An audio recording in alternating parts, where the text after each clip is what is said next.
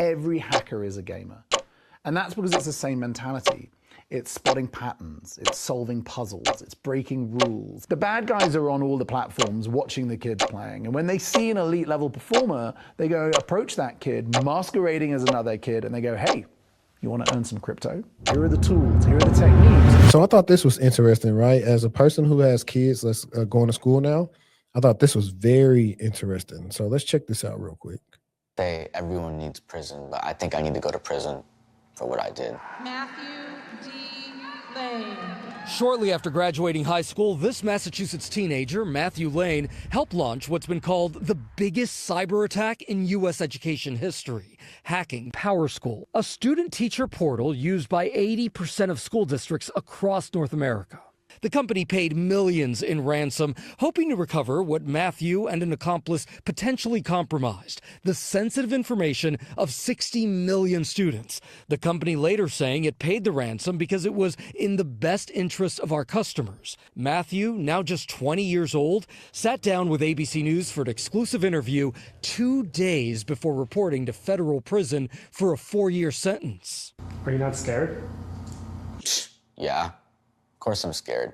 For Matthew and so many others like him, his gateway to cybercrime was a gaming platform that most every teenager knows, Roblox.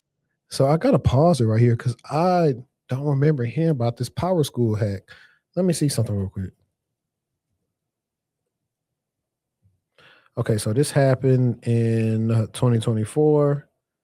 And let's see real quick.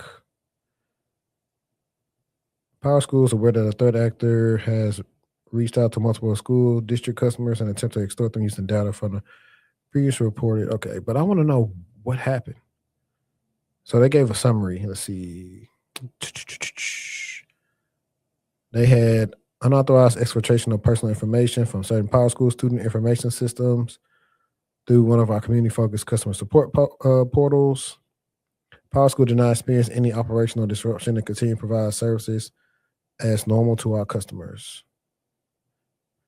When they learned of the incident, they engaged their cybersecurity response protocols and mobilized a cross-functional response team, including senior leadership and third-party cybersecurity experts. They have no evidence that other PowerSchool products were affected as a result of this incident or that there's any malware or continued unauthorized activity in the PowerSchool environment. Let's see. So information involved was related to current and former students and educators involved, including one or more of the following, which varied by person, name, contact information, date of birth, limited medical alert information, social security numbers, social insurance numbers, and other related information. They have no evidence that credit or banking information was involved due to differences in customer requirements. The information exfiltrated for any given individual varied across our customer base.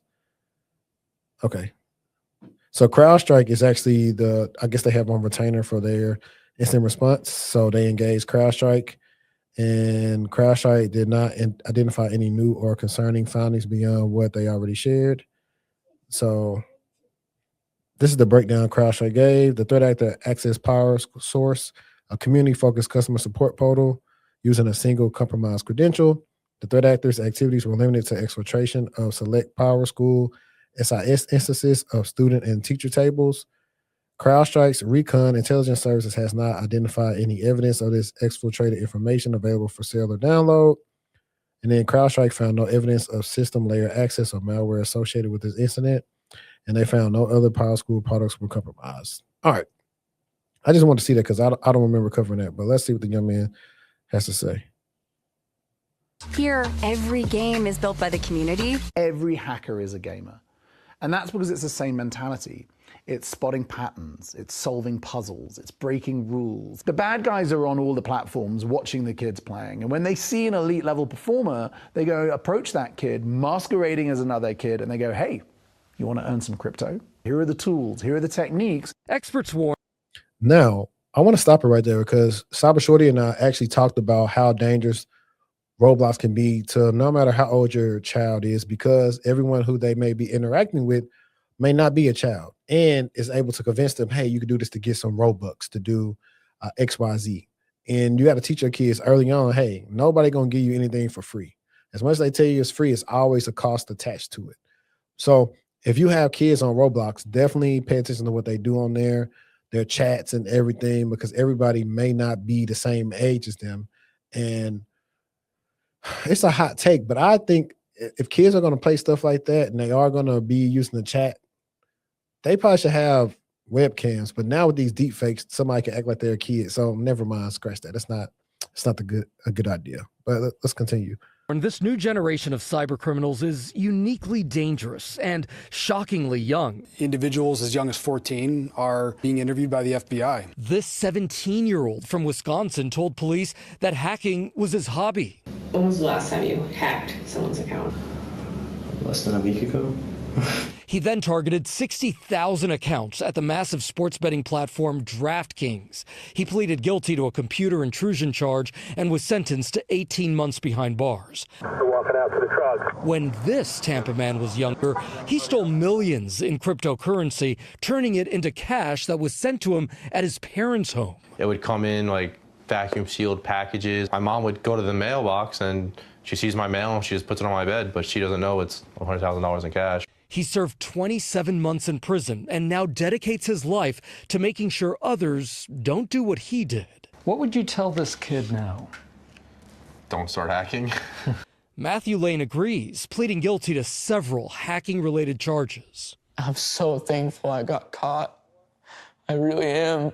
Because I would have never stopped. Just unreal. Now, we reached out to Roblox, which told us that they have cutting-edge anti-cheat systems and that they have hired several young people from another cybersecurity-related program who now work full-time at Roblox securing our systems. Roblox has announced that it will roll out new protections for users under 16, including a new system called Roblox Kids with technology that verifies their age. Is that enough to protect kids from getting lured into hacking? Well, they think so at this point, for sure. But remember, we're talking about stranger danger, right? That's something that we've always heard about, stranger danger. That's still a thing, but this time, it's not just in the playgrounds. It's happening right there in these gaming consoles. It's all happening there. So now the experts are actually saying, you know what? Why don't you have your parents, why don't have the parents go game with the kids so that they understand how it is that they're using this technology? So that is a lot. But so here's the thing. We know that when we were younger, that you can go get a job working at Sonic or wherever if you're 16, you can go get a job at some fast food place. These kids are becoming skilled enough to hack into enterprise environments. There needs to be some type of programs, where we have the minors and cybersecurity program where kids can work at actual companies to, one, learn the ethical side of why they talk so much about ethics when you get into cybersecurity, and two, give them something to do. Let them make some honest money versus, think about it, everybody doesn't have the parents that can buy them, let alone the stuff that they need and then the stuff that they want. So you come in with the cyber criminals and they convince you with this money. And like I said, you don't realize like nothing is for free. It's going to take something. If you're getting something that's too good to be true, it normally is. As a child, those kids' minds aren't developed all the way to understand that, okay, just because I didn't get caught, like something bad can happen with this. I don't really know the ramifications of who I am actually disrupting when I do these things, especially people in my own country. Like a lot of times we hear about these hackers or these hacking groups, and they aren't in the U.S. They're overseas. They don't have no loyalty to the country. So they're trying to get money from whatever companies they can and spread the wealth around. So definitely they should do that, because think about it. How are these teenagers hacking, and then in the same breath, you apply to a company that want 5 years of experience? That's why when earlier, whoever was talking about we don't have the talent, we do have the talent. It's just gate kept in a way to make people go to school or do this or do that in order to even get into the industry. And I do think that's the sucky part of what's killing everything, because pretty soon now, you got the boomers, they finna get out of here. You still got Gen X, millennials, Gen Z, and eventually Gen Alpha. What's going to be left if y'all keep on trying to make everybody wait? So like that, we're not going to have the skilled workers because y'all won't let them work to get the skills. Back in the day, these people didn't know how to work in the factories to do this other stuff. What happened?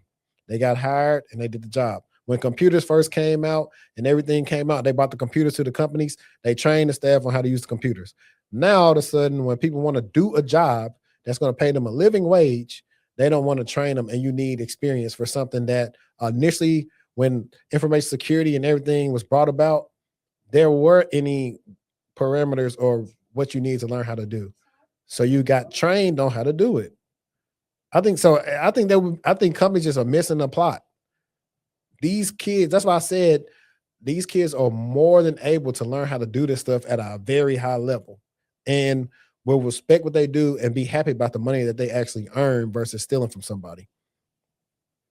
But I do think, what was the guy? He got 18 months. And yeah, I don't know. I don't really know how the laws pertain to that stuff with kids. And I don't know the ins and out of their like trials. Like, did they perform everything? Were they just included? Like what? Because I think people are probably considering lawyers like, well, they're a kid. I mean, if you go tell a kid to go do this because they can have, candy that the mom said they can't have, they'll probably go do it. Not realizing it's a reason why your mom or your dad said you can't have this much candy.